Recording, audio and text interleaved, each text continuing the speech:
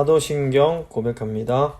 나는 전능하신 아버지 하나님, 천지의 창조주를 믿습니다.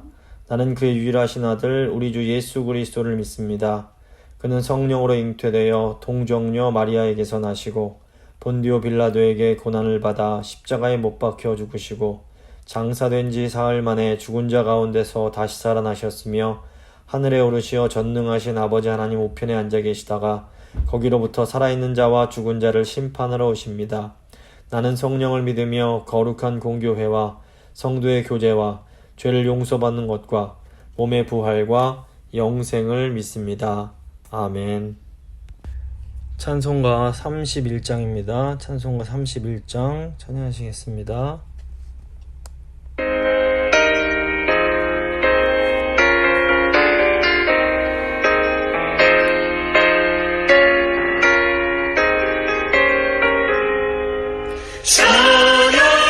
찬양하라 복되신 구세주 예수 백성들아 사랑을 전하세 경배하라 하늘의 천군과 천사 주님 앞에 영광을 돌리세 목자같이 우리를 지키시고 종의 품에 늘 안아주시니 찬양하라 높으신 권세를 찬양 찬양 찬양 영원히 드리세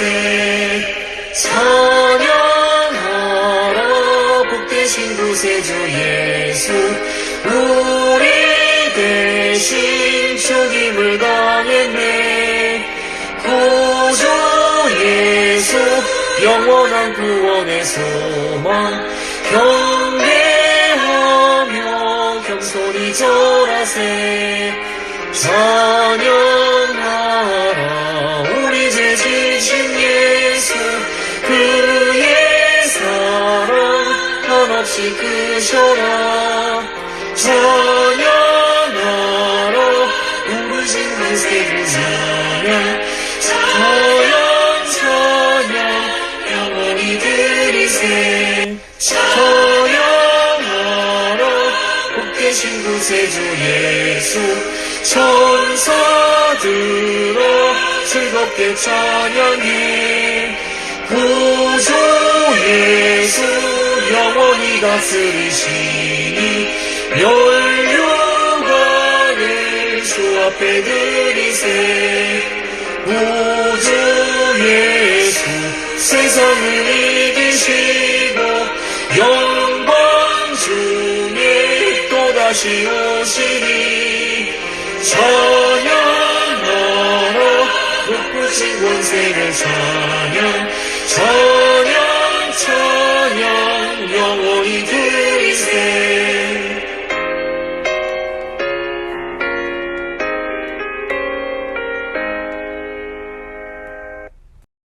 기도하십니다. 살아계신 하나님 참으로 감사를 드립니다.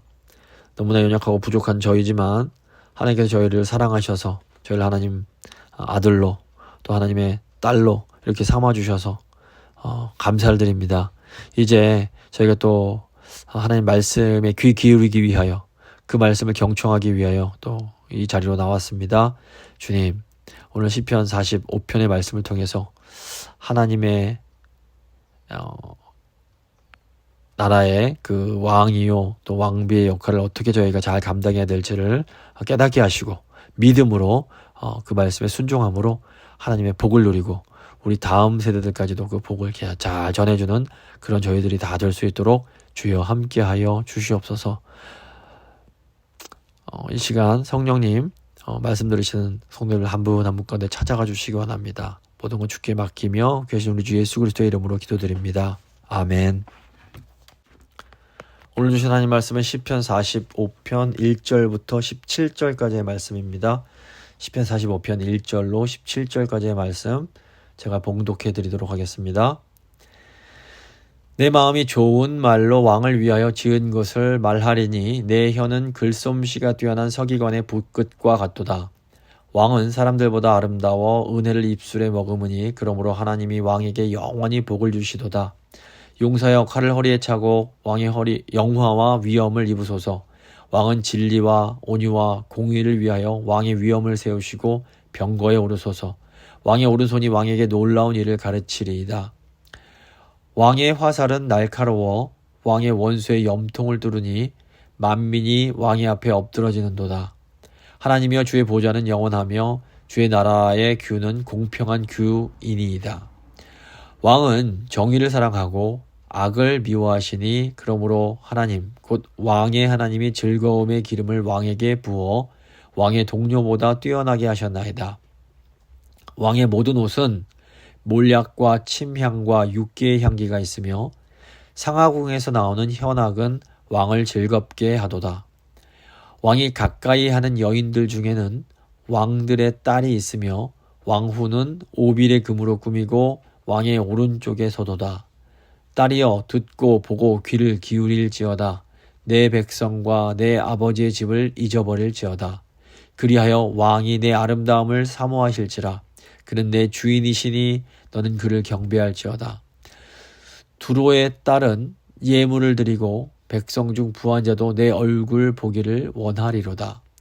왕의 딸은 궁중에서 모든 영화를 누리니 그의 옷은 금으로 수놓았도다. 수놓은 옷을 입은 그는 왕께로 인도함을 받으며 시종하는 친구 처녀들도 왕께로 이끌려 갈 것이라. 그들은 기쁨과 즐거움으로 인도함을 받고 왕궁에 들어가리로다. 왕의 아들들은 왕의 조상들을 계승할 것이라. 왕이 그들로 온 세계의 군왕을 삼으리로다. 내가 왕의 이름을 만세 기억하게 하리니 그러므로 만민이 왕을 영원히 찬송하리로다. 아멘. 시편 45편은 그 이스라엘의 왕의 결혼식 때 부르는 노래로 이제 보여집니다. 이제 이 시의 내용을 보시면 왕의 영광이 찬양이 되고 그 후에는 이제 왕비의 영광과 그의 시녀 후손들의 이야기가 쭉 나옵니다. 이 영어 성경의 표제를 보시면 웨딩 송, 그러니까 즉 결혼식 때 부르는 노래라고 이렇게 명시적으로 적혀져 있습니다. 이스라엘의 번영은 왕이 어떤 사람인가에 따라서 아주 큰 영향이 있었습니다. 왜냐하면 이스라엘의 왕은 하나님의 대리자였기 때문입니다. 그래서 이 대리자가 잘 인도하기만 하면 이제 백성들은 저절로 이제 따라오게 되는 겁니다. 근데 이제 왕이 된 사람이 신앙이 없으면 백성들이 아무리 이 바른 길을 가고 싶어 해도 이 중간에 길이 막히기 때문에 쉽게 되지가 않는 겁니다. 그래서 리더가 참으로 중요합니다. 그래서 이스라엘 백성들이 가장 많이 해야 하는 기도가 뭐냐면 그 신앙 있는 사람이 왕이 되도록 해달라는 그런 기도라고 볼 수 있습니다. 이스라엘의 왕만 믿음 안에서 딱 바로 서면 사실 다른 많은 문제들은 저절로 이제 해결이 되는 겁니다. 그 다음에 이 왕을 그 다음 왕을 신앙적으로도 잘 길러내야 합니다. 그래야 하나님께서 주시는 복이 중단이 되질 않는 겁니다. 여기서 중요한 역할을 하는 사람이 바로 왕비입니다. 이게 왜 그런가 하면 왕비는 신앙적으로 왕에게 조언을 하고 또 차기 왕을 신앙적으로 양육하는 역할을 하기 때문입니다. 그래서 이스라엘의 왕의 신부가 누가 되느냐 하는 것이 이스라엘의 국운을 결정하는 아주 중요한 문제였고, 이스라엘 백성들은 왕의 결혼식을 신앙적인 눈으로 바라보고 아주 중요하게 생각을 하게 되었던 겁니다. 실제로 이스라엘 역사를 보시면 왕비에 따라서 그 왕의 이름과 함께 왕비의 이름이 함께 나오는 경우가 굉장히 많습니다. 이게 왜 중요한가 하면 이 왕비가 어떤 사람인가에 따라서 이제 그 다음 세대 왕위를 이어갈 그 아들의 신앙이 많이 영향을 받기 때문이었습니다. 그런데 이제 이 원리가 성도의 가정이나 교회, 그리고 좀 멀리 나아가서 국가에도 이제 적용이 된다고 볼 수 있습니다. 그러니까 어떤 조직이나 공동체가 이 리더에 아주 큰 영향을 받게 됩니다. 리더가 바른 신앙이 있는 것이 그 조직이나 공동체의 번역에 그 결정적인 영향을 주게 됩니다. 그리고 그 리더가 하나님의 뜻을 이루어가는 데 있어서 이 배우자, 아내의 역할이 매우 중요합니다. 믿음의 안에는 리더가 바른 길로 갈 수 있도록 돕고 또 믿음의 후계자를 길러내기 때문입니다. 자, 이제 1절 보시면 내 마음이 좋은 말로 왕을 위하여 지은 것을 말하리니 내 혀는 글솜씨가 뛰어난 서기관의 붓끝과 같도다. 이 시편이 특이하게도 이 시를 쓴 시인의 소감이 맨 처음에 나옵니다. 이런 시가 많지 않은데 이게 왜 그런가 하면 이스라엘 왕에 대해서 생각을 하니까 마음이 너무 좋고 기뻐서 내 생각이 막 넘쳐 흐른다는 걸 표현하는 겁니다. 이스라엘 왕에게는 세상 왕들과는 다른 특별한 영광이 있고 그것은 아무리 강조해도 지나침이 없다. 이런 의미라고 볼 수 있습니다. 어느 나라이든지 왕에게는 하나님이 주시는 영광이 있습니다. 그런데 이스라엘 왕의 영광은 세상의 다른 어떤 왕의 영광과는 또 다른 특별한 점이 있습니다.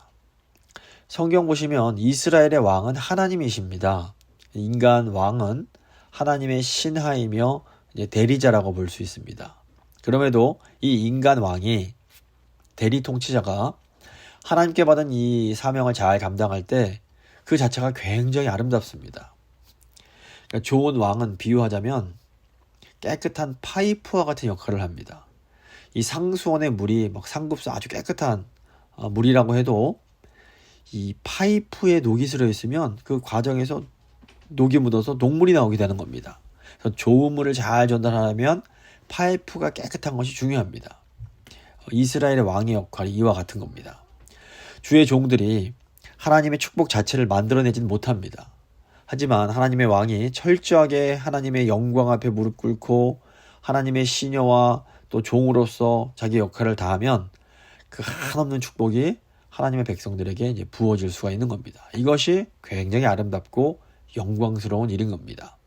2절을 보시면 왕은 사람들보다 아름다워 은혜를 입술에 머금으니 그러므로 하나님이 왕에게 영원히 복을 주시도다.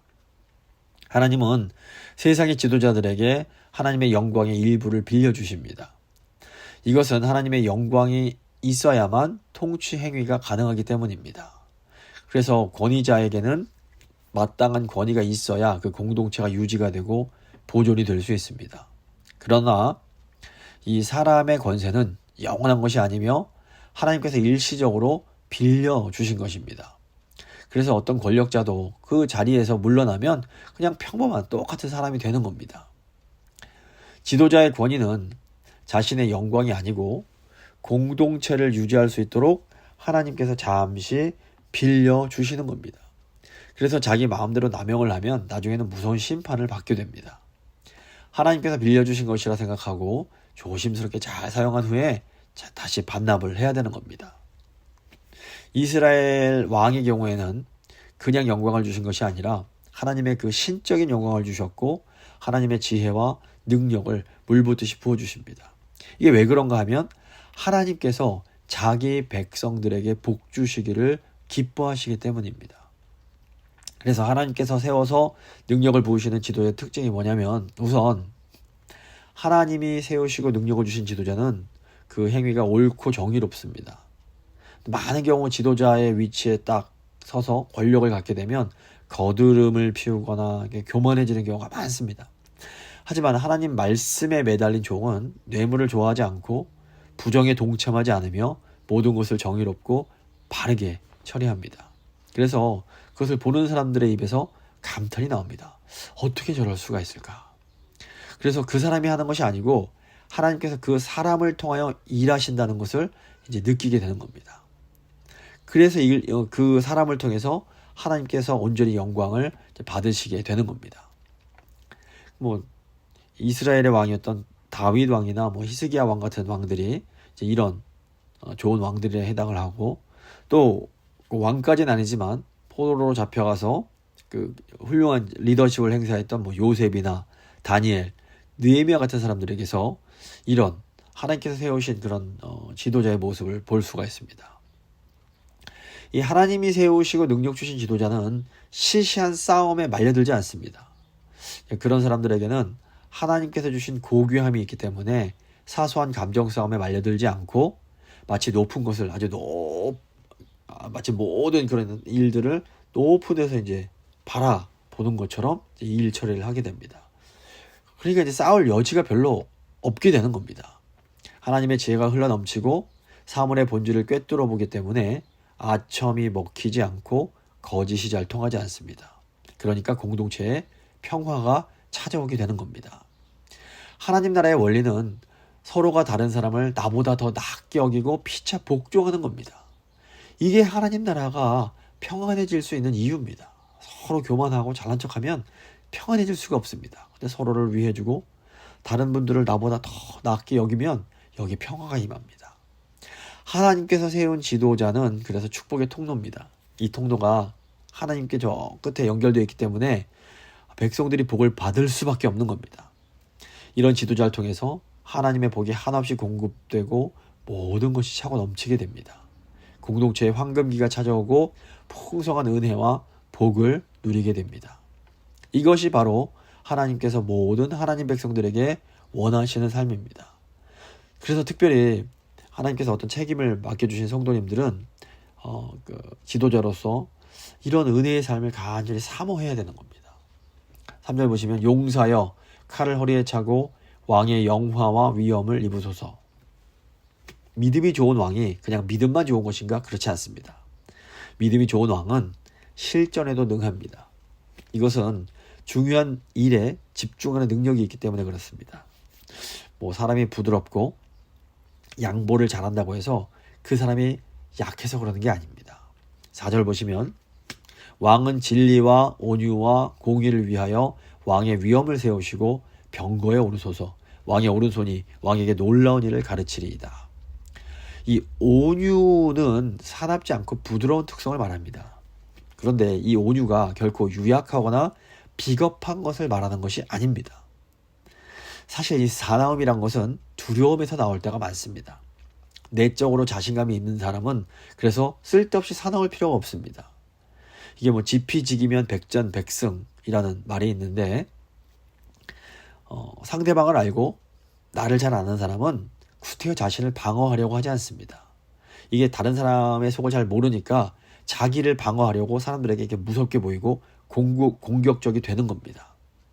그런데 하나님의 백성, 성도는 바른 목표, 바른 목적을 가지고 있기 때문에 사소한 것에 목숨을 걸지 않습니다.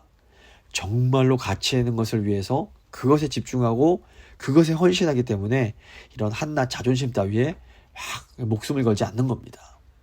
그래서 포악하고 큰 소리 치면서 광기를 부리는 사람이 세 보이고 그래 보입니다. 하지만 결국에는 바른 목표를 가지고 끝까지 헌신하는 사람이 이기게 됩니다. 부드럽지만 바른 목표를 향하여 힘을 집중하니까 거기서 어마어마한 힘이 나타나는 겁니다. 하나님께서 세우신 왕은 그래서 전쟁에 능합니다. 이 전쟁에서 중요한 것이 바로 승리입니다. 아무리 실력이 좋고 싸움을 잘하는 사람도 전쟁에서 패배해버리면 아무런 소용이 없는 겁니다. 그러니까 우리가 어떤 탁월함을 가지고 성실하게 일하고 공부하고 이런 것이 참 중요합니다. 그런데 이런 것만으로는 전쟁에서 이길 100% 승리를 장담할 수가 없습니다. 우리 삶에는 우리의 능력만으로 승리하기에는 너무나 많은 변수들이 있는 겁니다. 그래서 우리가 전쟁에서 승리하려면 우리의 실력이나 능력 이외에 어떤 도움이 또 필요합니다. 제가 아는 어떤 장로님께서 이것을 플러스 알파 이렇게 부르시는 것을 제가 들었습니다. 하나님의 사람은 이 플러스 알파가 있습니다. 하나님의 사람은 바른 목표를 가지고 싸우기 때문에 언제나 하나님의 도우심을 받게 되는 겁니다. 왕의 오른손이 왕에게 놀라운 일을 가르치리이다, 이런 시인이 고백을 하는데 이게 무슨 말인가 하면 왕이 이제 일을 하는데 자기도 생각하지 못했던 능력이 나타나서 자기도 깜짝 놀라게 된다는 겁니다. 보통 성경에서 오른손은 능력을 상징합니다. 하나님께서 하나님의 왕의 오른손에 능력을 막 부어주시는 겁니다. 이것이 바로 하나님의 도움의 손길인 플러스 알파를 의미합니다. 사실 우리 성도들에게는 여러 가지 연약함이 있습니다. 그런데 어떤 의미에서 보면 이것은 하나님께서 허용하시는 겁니다. 사도 바울에게 가시가 있었던 것과 원리가 같습니다. 이런 연약함 때문에 우리가 더 기도하게 되고 더 하나님만 의지하게 되는 겁니다. 그래서 우리가 약할 때 오히려 강해지는 겁니다. 우리의 약함이 우리의 부족을 인정하고 하나님 앞에 무릎을 꿇게 만들어주기 때문입니다. 5절 보시면 왕의 화살은 날카로워 왕의 원수의 염통을 뚫으니 만인이 왕의 앞에 엎드러지는도다. 이 화살이란 무기는 적이 가까이 오기 전에 쓰러뜨리는 무기입니다. 그래서 하나님 종들에게는 눈에 보이지 않는 하나님의 능력의 화살이 있는 겁니다. 그래서 적들이 우리에게 다가오기도 전에 픽픽 쓰러져 나갑니다. 이것이 이스라엘의 승리의 원인입니다. 성령으로 충만해서 말을 타고 진격하는 이스라엘의 왕을 딱 보면서 적들이 마음이 높고 그냥 다리가 후들거리고 그 왕을 두려워하는 마음이 이제 그들의 염통을 꽉 관통하는 겁니다. 이 싸움은 사기의 싸움일 때가 맞는데 이 사기에서 승기를 딱 잡게 되면 이미 거의 전쟁은 이긴 거나 마찬가지인 겁니다. 그래서 우리가 바른 믿음을 가지고 사는 것 자체가 눈에 보이지 않는 엄청난 힘이며 재산이 되는 겁니다. 물론 이 믿음 때문에 뭐 사람들이 이렇게 비웃을 수 있지만 사실상은 이 믿음이 다른 사람들을 쫄게 만드는 겁니다. 6절, 7절을 보시면 하나님이여 주의 보좌는 영원하며 주의 나라의 규는 공평한 규이니이다. 왕은 정의를 사랑하고 악을 미워하시니 그러므로 하나님 곧 왕의 하나님이 즐거움의 기름을 왕에게 부어 왕의 동료보다 뛰어나게 하셨나이다. 이스라엘의 왕은 하나님이십니다. 히브리서는 이 왕이 바로 성자 하나님이시다 이렇게 말을 합니다. 그 히브리서 1장 8절과 9절을 보시면 이 시편 45편의 6절 7절 말씀을 인용을 해서 예수 그리스도를 설명합니다. 아들에 관하여는 하나님이여 주의 보좌는 영영하며 주의 나라의 규는 공평한 규이니이다. 주께서 의를 사랑하시고 불법을 미워하셨으니 그러므로 하나님 그 주의 하나님이 즐거움의 기름을 주께 부어 주를 동료들보다 뛰어나게 하셨도다 하였고 이런 식으로 인용을 하는 겁니다. 지금 이 시인이 이스라엘의 왕을 칭찬하는 이유는 이 왕이 이스라엘의 영원한 왕이신 그리스도의 대리자이기 때문입니다. 그래서 하나님께서 세우신 지도자는 그리스도의 대리자요 하나님의 은혜의 통로라고 볼 수 있습니다. 그래서 그가 하나님의 뜻에 충성되고 사람을 두려워하지 않고 교만하지 않고 죄를 경계하면 하나님은 그를 통해서 정말 무한정한 복을 하나님의 백성들에게 부어주시는 겁니다.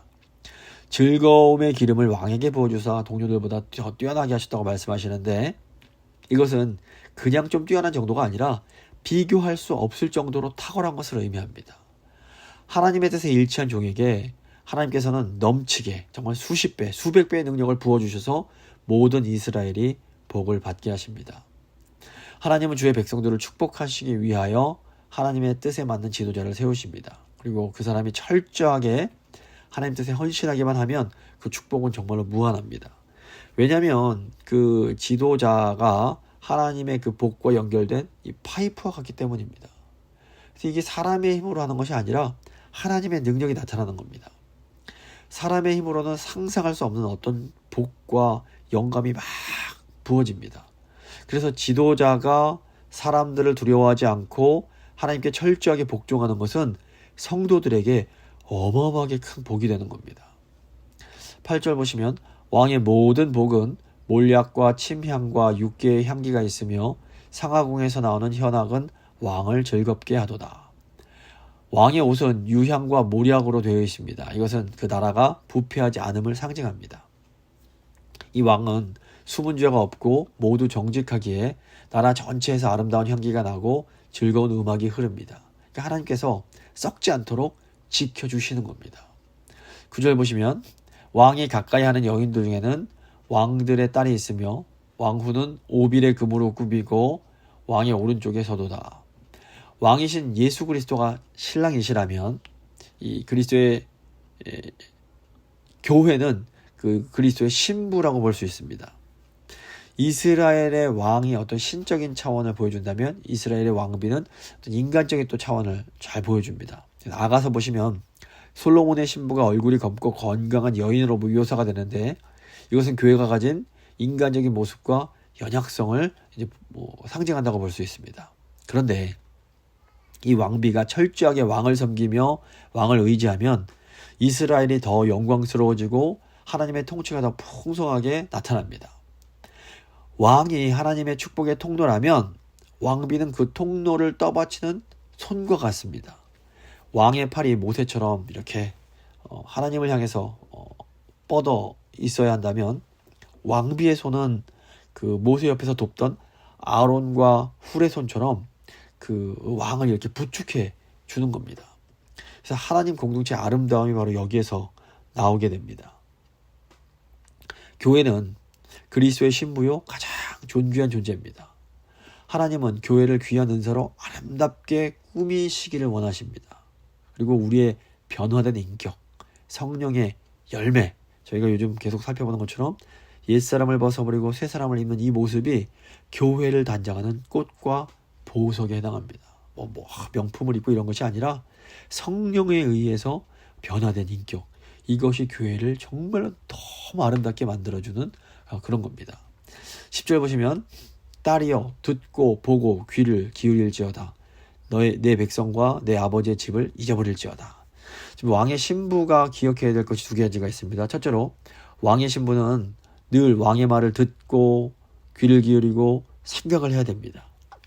왕의 말을 잘 듣고 생각하는 것이 왕비가 해야 할 일입니다. 왕비는 말을 많이 하기보다 많이 들어야 합니다.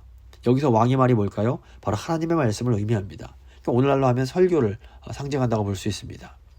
하나님 말씀에 교회가 귀를 기울이는 것은 마치 질그릇 속에 보화를 가득 담아두고 있는 것과 같습니다.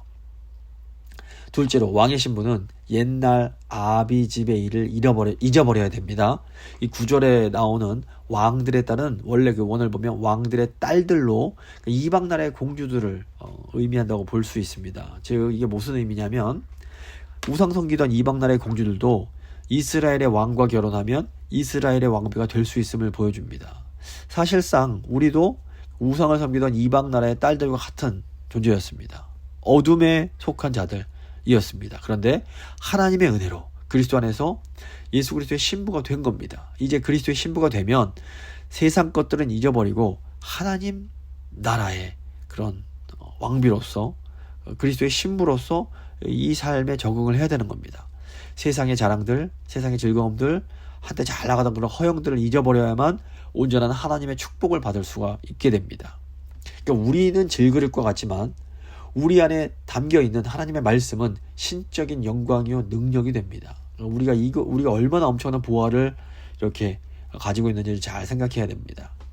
11절 12절 보시면 그리하면 왕이 너의 아름다움을 사모하실지라 그는 너의 주인이시니 너는 그를 경배할지어다. 두로의 딸은 예물을 드리고 백성 중 부한 자도 너의 얼굴 보기를 원하리로다. 왕의 말을 경청하는 왕비를 왕이 사모하게 됩니다. 그리고 온 백성이 그 왕비를 사모하는 겁니다.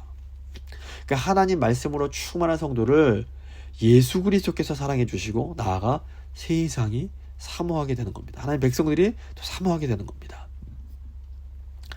두로의 딸이 멀리부터 와서 예물을 드리고 백성 중에 부한 자도 은혜를 구하게 되는데 이제 왕의 말을 들으면 이 왕궁의 모든 영화를 누릴 수 있게 된다라는 겁니다. 이게 오늘날로 하면 하나님 말씀을 들으면 그건 하나님께서 주시는 그런 모든 영광을 누릴 수 있음을 의미합니다. 13절 15절 보시면 왕의 딸은 궁중에서 모든 영화를 누리니 그의 옷은 금으로 수놓았도다. 수놓은 옷을 입은 그는 왕께로 인도함을 받으며 시종하는 친구 처녀들도 왕께로 이끌려 갈 것이라. 그들은 기쁨과 즐거움으로 인도함을 받고 왕궁에 들어가리로다. 우리가 하나님 말씀을 붙들면 궁중의 모든 영화를 다 차지하고 얼마든지 이 왕 앞에 수시로 출입할 수가 있습니다. 그러니까 우리가 다 하나님 나라의 왕자와 공주들인데 이제 왕의 딸에 대한 그런 축복인데 이때 이제 왕에게 출입할 때 놀라운 것이 혼자만 들어가는 것이 아니라 친구들까지 모두 데리고 들어갑니다. 그러니까 하나님의 이런 은혜를 우리가 사랑하는 친구들과 이렇게 함께 나눌 수 있음을 의미합니다. 그러니까 하나님 말씀을 붙드는 것이 이렇게 엄청난 축복이 있습니다. 하나님의 말씀을 붙드는 사람들에게 하나님은 계속해서 은혜를 주시며 이 복이 막 흘러 넘치게 되는 겁니다. 16절 17절 보시면 왕의 아들들은 왕의 조상들을 계승할 것이라. 왕이 그들로 온 세상의 군왕을 삼으리로다. 내가 왕의 이름을 만세에 기억하게 하리니 그러므로 만민이 왕을 영원히 찬송하리로다. 이제 이 왕의 아들들, 이 왕자들에 대한 또 이렇게 축복입니다. 그러니까 하나님의 나라는 한 세대로 끝나는 게 아닙니다. 이 계속 돼야 됩니다. 그래서 이 하나님의 복이 잘 계승되는 것이 너무 중요합니다. 하나님의 말씀을 잘 전달하고 계승하는 것이 굉장히 중요합니다. 이것을 위해서 우리가 계속해서 기도하면서 겸손해져야 합니다. 늘 우리 다음 세대를 위해서 기도를 해야 되는 겁니다. 그래서 우리가 한 세대의 모독을 누리고 끝내려고 하면 안 됩니다. 다윗이 자기 아들 솔로몬을 위해서 솔로몬이 성전을 지을 수 있도록 많은 것을 이렇게 모아줬듯이 이 다음 세대를 위해서 우리 윗세대 어른들이 좋은 신앙의 모범을 많이 남겨두고 전해 주어야 됩니다. 이것이 우리의 아주 중요한 어떤 목표가 되어야 됩니다. 말씀을 좀 마무리 지어 보도록 하겠습니다.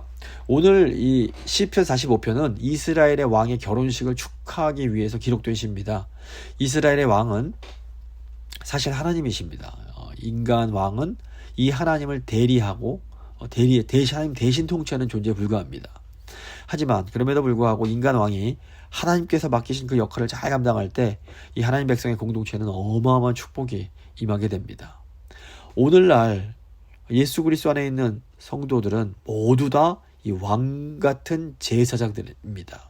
그래서 우리가 하나님의 자녀들로서 우리의 삶의 자리에서 이 구약의 이스라엘 왕들이 했던 그 사명을 감당해야 되는 겁니다. 가정에서는 부모로서, 교회에서 리더, 일터에서 리더로서 하나님께서 우리에게 맡겨주신 그 일들을 믿음으로 감당해야 되는 겁니다. 그럴 때 하나님께서 바로 우리를 통해서 우리가 속한 공동체에 어마어마한 영적인 복을 막 부어주십니다. 또 오늘 시를 보면 이스라엘 왕비의 역할이 강조가 됩니다. 왕비가 왕의 말을 경청하면서 자녀들을 잘 양육할 때 이스라엘이 더 복되어지고 이스라엘의 영광이 다음 세대까지 계속해서 지속될 수 있습니다. 교회는 예수 그리스도의 신부로서 이스라엘의 왕비의 역할을 잘 감당해야 됩니다. 우리가 늘 하나님 말씀을 경청하면서 우리의 다음 세대들을 잘 길러낼 때에 하나님께서 우리에게 주신 영광이 우리 세대에 끝나지 않고 다음 세대까지 계속 이어지게 될 겁니다.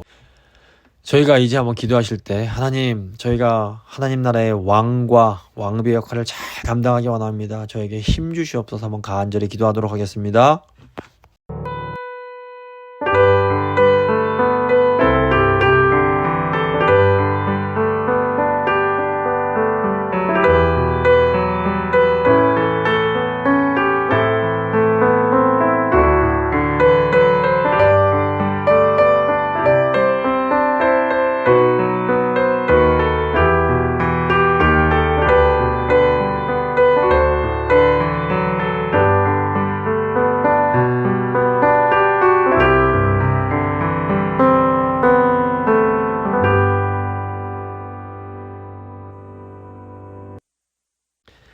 좋으신 하나님, 오늘 말씀 통해서 저희가 하나님 나라의 왕이요 또 왕비임을 다시 한번 이렇게 일깨워 주신 것 감사드립니다.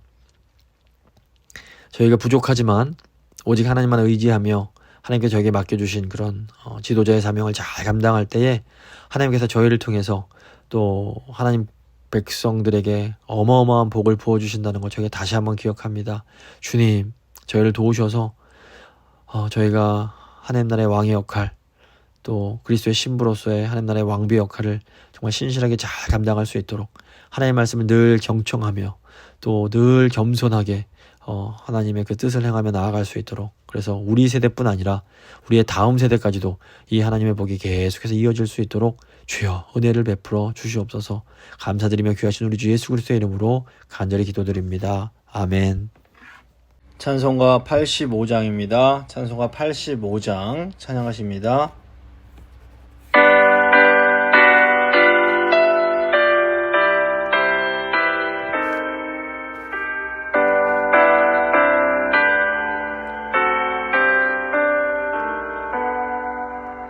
구주를 생각하네도 이렇게 족하듯 주 얼굴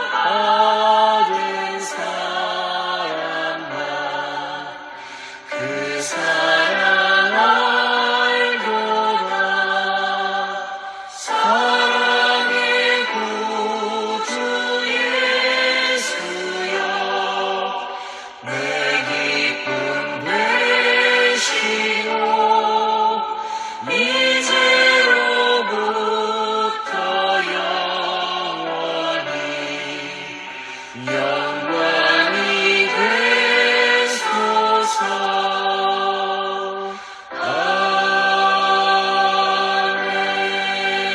아멘.